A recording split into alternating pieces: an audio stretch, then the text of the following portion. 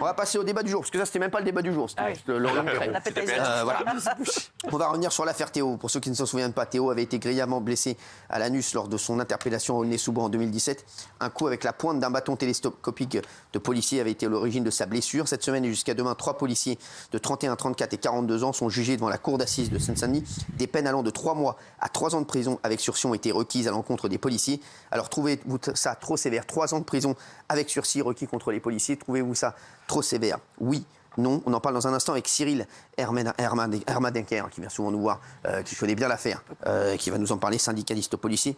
D'abord, on regarde la réaction de Théo au tribunal tout à l'heure. Il s'est satisfait des réquisitions. Regardez.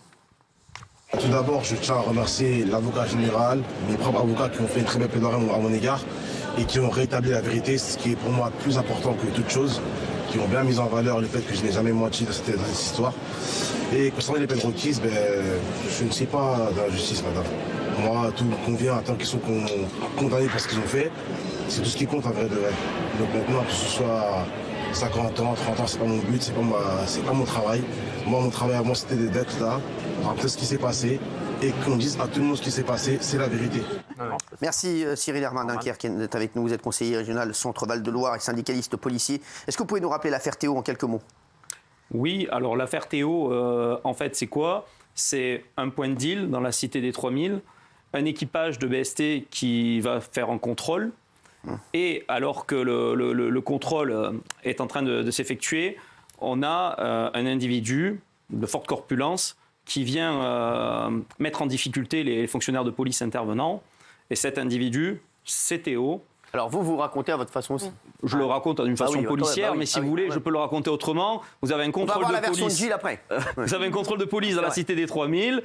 Pendant le contrôle de police, vous avez un individu qui arrive et qui interpelle les policiers qui sont en train de procéder au contrôle. Il s'est interposé à une interpellation. Ça pose souci. Mais il ne dit pas.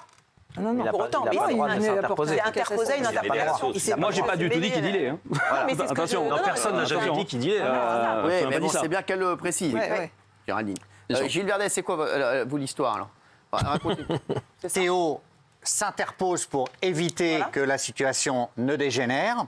Et là, il est agressé par un policier. C'est le terme du ministère public aujourd'hui qui a dit qu'il n'y avait pas de légitime défense et que la violence n'était pas légitime du tout de la part du policier. Et le policier l'a grièvement blessé à l'anus. D'ailleurs, Théo en porte aujourd'hui les stigmates. Il les portera à vie. Voilà. Je pense qu'il faut quand même utiliser les mots à bon escient. La légitime défense, là, n'est pas en cause. On a une interpellation qui est en train de se produire. C'est le ministère public qui l'a dit aujourd'hui. Mais le ministère public, il est très gentil, l'avocat général, mais il propose 3 ans de sursis contre le policier. Soit le policier a sciemment voulu blesser Théo et lui mettre son bâton télescopique dans l'anus, auquel cas 3 ans, c'est rien du tout, c'est même anormal. Soit il n'a pas voulu faire ça et il est innocent de ses faits. Et là, 3 ans, c'est énorme. Là, je trouve que les réquisitions de l'avocat général sont ni faites ni à faire. Et c'est là, je dis ça en toute objectivité. Alors, il y a Cédric Vladimir, policier, qui a donné sa vision sur l'affaire. Regardez, il parle aussi d'escroquerie médiatique. Regardez.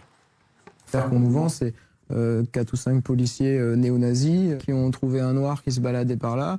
Ils ont dit tiens, on va l'attraper, le mettre dans un coin, lui baisser son pantalon et lui enfoncer une matraque dans les fesses. Finalement, on a plutôt 4 policiers qui sont sous-effectifs au plein milieu d'un point de deal. Finalement, le viol, ça serait plutôt des policiers qui se sont fait gazer, qui ont pris des coups de poing, qui sont par terre. Et il y a un coup de matraque qui vient taper dans une fesse et qui vient lui faire une fissure anale. Donc on est quand même loin de la version de début, sauf que la version qui a été vendue médiatiquement, c'est la version de début, et c'est celle qui va rester dans la tête des gens. Mais aujourd'hui, vous demandez à la plupart des Français qui est Théo. Théo, c'est un jeune qui s'est fait violer par des policiers. Alors, Gilles Verdez, vous trouvez que ça n'est pas trop sévère? Non, moi je trouve que c'est franchement la juste proportion. L'inspection générale de la police nationale avait d'ailleurs dit que l'usage de la force était disproportionné. Donc moi je trouve que c'est normal. Théo d'ailleurs a été extrêmement calme et il a dit le principal c'est qu'il y ait condamnation, peu importe que ce soit 50 ans, 10 ans, 3 mois avec sursis. Moi je trouve que la raison a prévalu et ces policiers pour moi doivent être condamnés et je trouve que 3 ans de prison avec sursis c'est la juste peine, monsieur. Voilà. Je voudrais un oui. Oui, il y a qui? Jacques Cardot. Pourquoi Moi, je suis de l'avis de ceux qui pensent que ces réquisitions n'ont pas de sens, ce que vous venez de dire. Les réquisitions, elles sont trop fortes.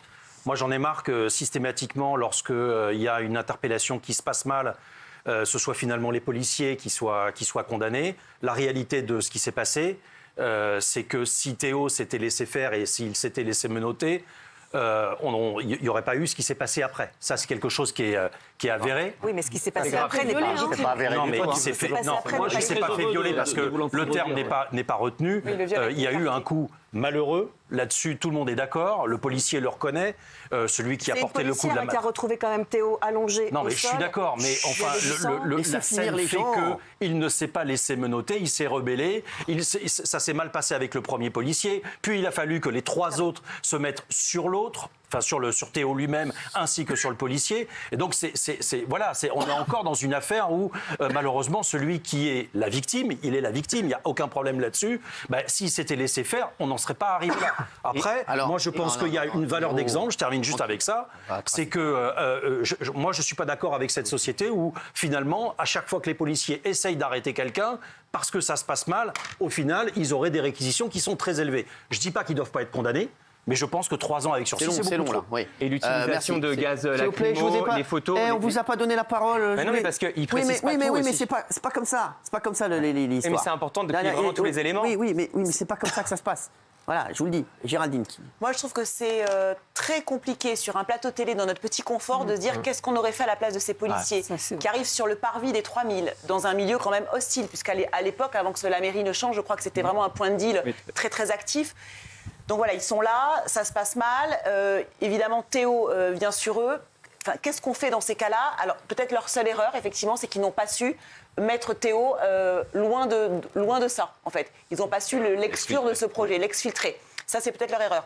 Après, moi, quand je vois aujourd'hui Théo, je le trouve quand même assez admirable. Je trouve qu'il n'a pas de haine, pas de vengeance. Je trouve qu'il s'exprime très, très bien. Franchement, je trouve que c'est plutôt un modèle. Je trouve qu'il est très fort. Moi, il m'impressionne beaucoup. Je pense que la vie de Théo est dévastée comme la vie du policier. Parce qu'il y a des réquisitions, vous avez dit, certes, 3 ans avec sursis, mais il y a aussi 5 ans d'interdiction de mission de police et 5 ans de non-port d'armes. Donc je pense que la vie de ce policier qui était exemplaire jusqu'à présent est foutue. Et la vie de Théo est peut-être aussi très... c'est quand même compliqué. Mais si, je pense qu'il porte ce truc-là quand même. Ce sera jamais celui qui a fait du mal à Théo, bien sûr que oui. Et qui vient de s'ajouter au fait que jusqu'à présent, il n'exerce plus de fonction de policier aussi. Donc ça fait déjà 5 ans. Alors, mais il ne faut pas passionner le truc parce que je trouve que ça s'est J'aimerais juste qu'on voit le sondage, s'il vous plaît, s'il vous plaît, merci. Voilà, oui, sévère, trop sévère à 68%, non à 31%. On a 2 débats aujourd'hui, donc vous allez réagir à l'autre. C'est la fille de Raquel Garrido et Alexis Corbière. Vous pouvez rester d'ailleurs là-dessus, j'aimerais voir votre avis. Placée en garde à vue pour apologie du terrorisme, les parents sont-ils responsables? Et oui, elle a été interpellée par les enquêteurs de la brigade